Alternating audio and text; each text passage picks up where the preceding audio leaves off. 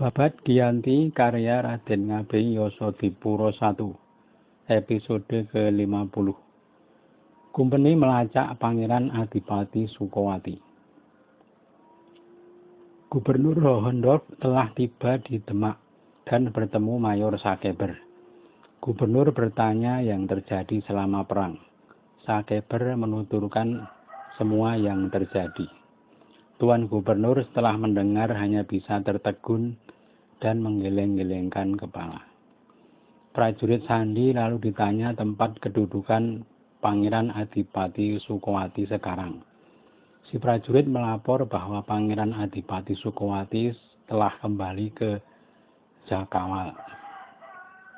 Hanya para bupati pesisir yang masih ditinggal. Sekarang mereka berbaris di sebelah timur kota Demak. Gubernur menyuruh Sakeber membawa semua prajurit Usar menyusul musuh ke Sukowati. Kemanapun perginya Pangeran Adipati Sukowati disuruh untuk dikejar. Setelah memberi perintah, Gubernur berencana kembali ke Semarang. Segenap Tumenggung dan Kipatih Pringgoloyo bersalaman dengan Gubernur. Bersamaan berangkatnya antara gubernur yang ke Semarang dan pasukan kumpeni dan para bupati yang berangkat ke Sukowati. Barisan para bupati Mangkubumen di timur Demak disasar pasukan kumpeni. Bubar lari mengungsi ke selatan. Tidak terjadi pertempuran hebat karena mereka memilih menghindar ke Sukowati. Sementara itu Pangeran Adipati Sukowati sedang berbincang dengan sang putra dan para bupati untuk berunding mencari cara agar semakin luas wilayahnya. Lalu datanglah para Tumenggung yang kemarin ditinggal di timur Demak, Adipati Suronoto dan Pangeran Godomastoko, serta para bupati-pati dan para Demang Juwana.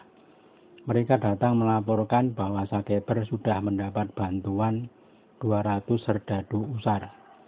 Kalau dibanding prajurit kumpeni ibarat 1 dibanding 100 dalam kemampuan tempurnya.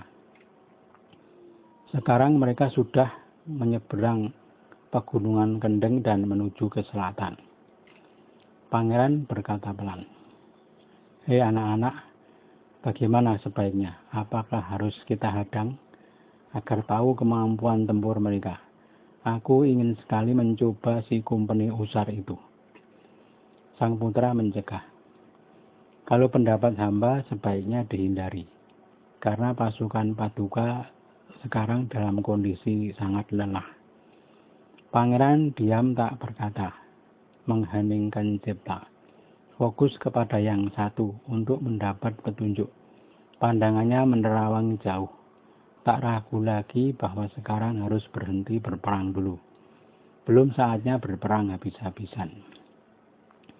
Pangeran kemudian berkata, "Benar engkau anakku, Kanda Puger, engkau ke timurlah besok. Anakku, engkau ke selatan.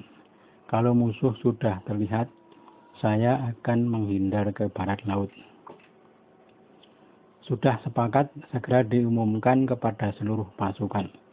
Para wanita dan anak-anak diungsikan ke tempat yang aman terlebih dulu. Sesuai rencana, punggawa yang akan ikut pangeran hanya 4 bupati Sukowati dan semua bupati pesisir. Pasukan Sukowati dibagi 3. Pasukan pangeran berangkat ke barat. Ketika sampai di Majenang lalu berbelok ke utara. Dengan musuh bersimpangan arah. Musuh menyeberang ke selatan Kendeng, pangeran menyeberang ke utara Kendeng. Adipati Suronoto, Pangeran Godomastoko, dan 3 bupati-pati mendahului pulang ke negerinya. Pangeran Adipati Sukowati sudah sampai di Demak dengan segenap pasukan. Pangeran lalu ke Kadilangu menemui Pangeran Wijil untuk meminta abdi dari Kawijilan. Karena selama ini Pangeran Adipati Sukowati belum punya abdi dari Kawijilan. Maka kakak Pangeran Wijil yang bernama Pangeran Wirokusumo yang akan ikut seperjalanan Pangeran Adipati Sukowati. Pangeran berangkat beserta pasukan, kembali ke Demak lalu bermarkas di Gubuk. Sementara itu Mayor Sakeber dan Pringgoloyo serta Kumpeni Usar sudah sampai di tanah Sukowati.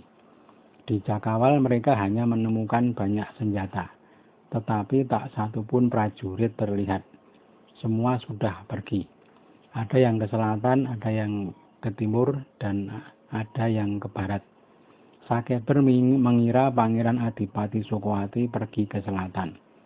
Karena pasukan yang ke selatan terlihat panglimanya memakai payung kuning dengan pengawalan prajurit berkuda sejumlah 700. Sakeber memutuskan akan mengejar pasukan yang ke selatan. Markas Pangeran Adipati Sukowati di Jakawal lalu dibakar habis. Sudah berangkat pasukan Kumpeni ke selatan, tetapi harus berhenti karena datangnya malam. Mereka kemudian bermalam di Gunggang Dalungan. Paginya Pangeran Mangkunagara yang ke selatan sudah jauh. Sudah sampai di desa Matesih, lalu berbelok ke timur. Sudah tidak terlacak jejaknya oleh Kumpeni. Pasukan Kumpeni terus ke selatan lalu singgah di kota Surakarta. Mayor Sakeber dan Adipati Pringgoloyo akan menghadap kepada sang raja terlebih dahulu. Sesampai di keraton, Mayor Sakeber, Mayor Usar beserta 2 kapten dan 2 letnan menghadap sang raja. Setelah bersalaman dengan sang raja, mereka dipersilahkan duduk dengan nyaman. Tersenyum gembira sang raja. Selamanya belum pernah melihat pasukan Kumpeni yang berpakaian seperti itu. Berkain sangkelat hijau, pakaian panjang merah, topi berkucir dan menyandang pedang panjang.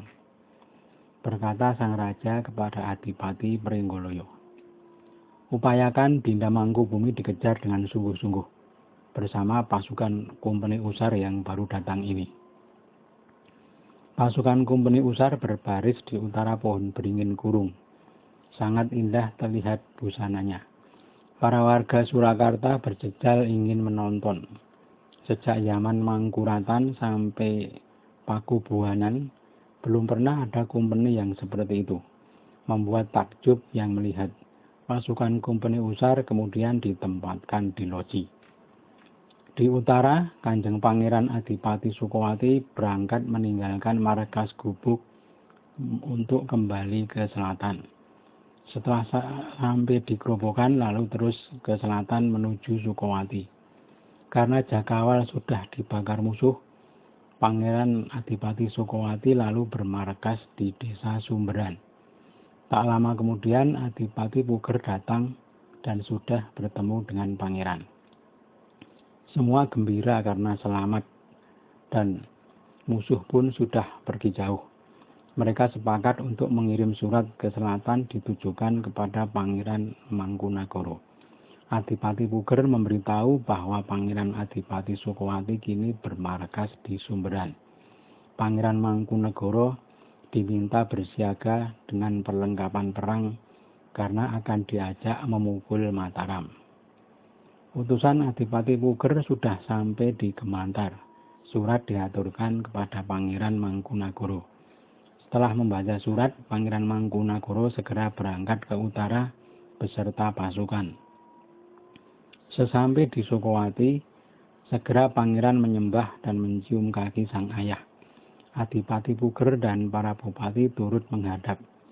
Mereka berbincang tentang rencana selanjutnya.